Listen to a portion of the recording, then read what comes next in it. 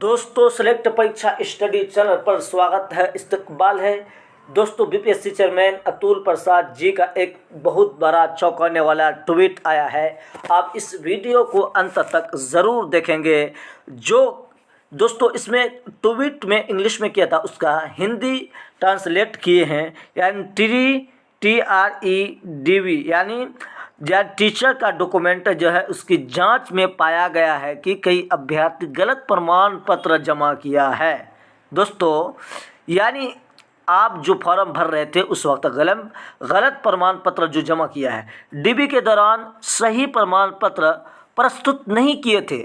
इससे पता चलता है कि यह जानबूझकर किया गया था।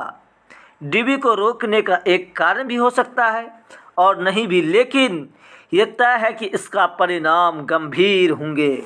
यानी दोस्तों अतुल प्रसाद जी ने ट्वीट करके ये जानकारी दे दी है कि बहुत सारे अभ्यर्थियों का जो प्रमाण पत्र जमा किया था, जो डोमिसाइल का जो ये है जाति निवास प्रमाण पत्र जमा किया था, उसमें बहुत सारे का गलती है। अब ये गलती ये भी हो सकता है कि वो अदर राज्य का है, लेकिन वो बिहार का जाति निवासी बना करके बिहार का डोमिसाइल यानी नीति लागू पा करके वो अलग कैटेगरी में जाना चाहता है।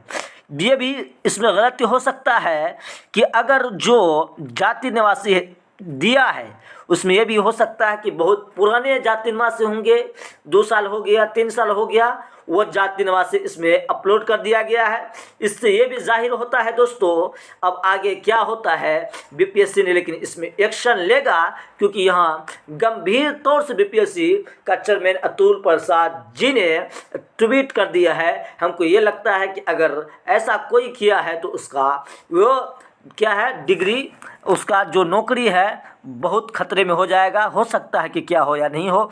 दोस्तों इस तरीके का जानकारी अगर आपको अच्छा लग रहा है तो आप इस वीडियो को, इस चैनल को ज़रूर सब्सक्राइब कर दीजिएगा, वीडियो को शेयर कीजिएगा।